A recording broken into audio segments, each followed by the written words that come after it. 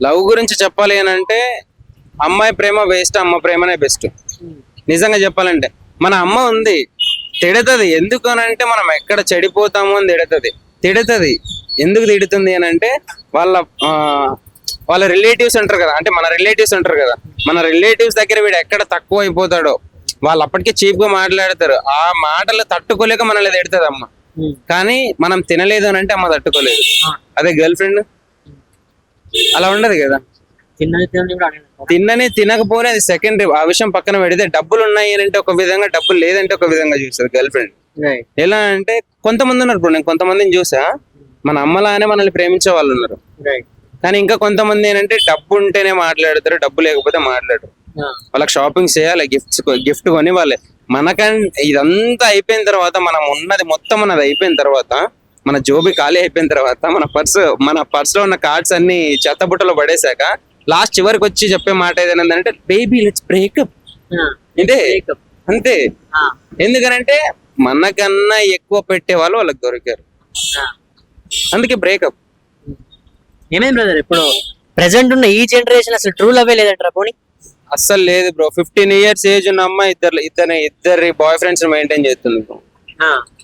ఇంకేం చెప్పండి, true love అంటారు దాన్ని. చాలా చూసాను ఎంతమంది. అంతెందుకు మా పీజీ దగ్గరనే ఇప్పటికి దాదాపు అంటే మా పీజీ పక్కనే గర్ల్స్ హాస్టల్ ఉంది. ఒక్కొక్కరు ఇద్దరిద్దరిని మెయింటైన్ చేస్తున్నారు. ఇంకేడ ఉంది bro true love? True love అన్నమాట అదొక పేరుకి మాత్రమే తప్ప నుంచి అసలు లవ్వే లేదు. ఇప్పుడు ఒక అబ్బాయి ఉన్నాడు, వాడి యూజ్ కోసం లవ్ అంటున్నాడు. ఒక అమ్మాయి ఉంది, ఆ అమ్మాయి మెయింటెనెన్స్ కోసం అమ్మాయి లవ్ అంటుంది, అంతే. సో ఏమంటారు బ్రదర్, ఇప్పుడు ఎవరైతే కొత్తగా ఇప్పటి వరకు లవ్ లో లేనోళ్ళు, రిలేషన్ కి రానోళ్ళు, వద్దాం అనుకున్న వాళ్ళకి మీరు ఏం సజెషన్ ఇస్తారు? నిజంగా చెప్పాలంటే అసలు రావద్దండి బ్రో. ఈ రిలేషన్ అనేది వేస్ట్ బొక్క. సీరియస్ గా వేస్ట్ ఆఫ్ టైమా? వేస్ట్ ఆఫ్ టైం అనే విషయం పక్కన పెడితే waste of money. First of all మనం తినకుండా వాళ్ళకి పెడతాము, వాళ్ళ చివరికి చెప్పే మాట ఏదైనా ఉంది అంటే లెట్స్ బ్రేకప్, ఇదొక్క మాటనే చెప్తారు. ఇవన్నీ చెప్పినా మారని వాళ్ళు ఉంటారు. ఇవన్నీ చెప్పినా మారని వాళ్ళు ఉంటారు.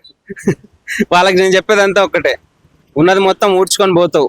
ఎందుకు లవ్ లోకి దిగ మాకు. సింగిల్ లైఫ్ హ్యాపీగా లీడ్ చేయి, మీ ఇంట్లో వాళ్ళు చెప్పిన పెళ్లి చేసుకొని హ్యాపీగా బ్రతికేసి, ఇదొక్క మాటనే చెప్తాను నేను సొసైటీకి. సో ఇప్పటి వరకు మీ లైఫ్ లో మీరు స్కిప్ చేస్తూ వచ్చి అరే ఇది చేయలేను అనుకున్న ఒక పని ఉందంటే అది ఏమని చెప్పుకోవచ్చు? స్కిప్ చేస్తూ వచ్చి ఇది చేయలేను అనుకున్న పని ఏదైనా ఉంది అంటే మా అమ్మతో ప్రేమగా మాట్లాడటం. ఎందుకు ప్రేమగా మాట్లాడలేకపోతున్నా అంటే ఆమెతో ప్రేమగా మాట్లాడితే నా ఎమోషన్ అంతా నేను కంట్రోల్ చేసుకోలేను.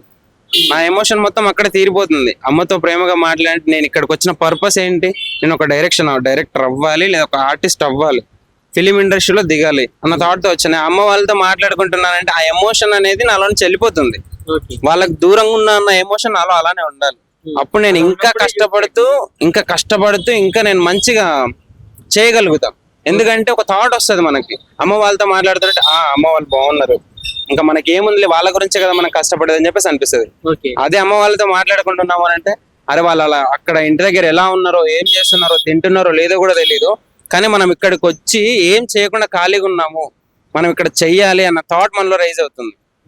అరే ఇంట్లో వాళ్ళని వదిలిపెట్టి వచ్చిన తర్వాత ఏదో ఒకటి పీకాలి మనం అన్న థాట్ మనలో రైజ్ అయిపోయి ఆ ఫీలింగ్స్, ఆ ఎమోషన్స్ తోని ఇంకా ఎక్కువ కష్టపడిపోతాం. సో మీ లైఫ్ లో happiest moment and sad moment అంటే ఏం చెప్తారు? హ్యాపీయెస్ట్ మూమెంట్ ఏంటంటే నేను రీసెంట్ గానే బ్రో ఇంటికి వెళ్ళాను.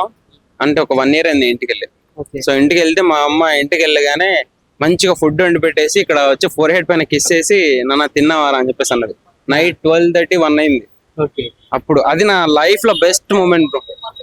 ఇప్పటిదాకా చాలా సార్లు అమ్మ తిట్టింది, అది లైట్లే అనుకున్నా గానీ ఇంతలోనే హ్యాపీగా ఉన్న మూమెంట్ అంటే అది.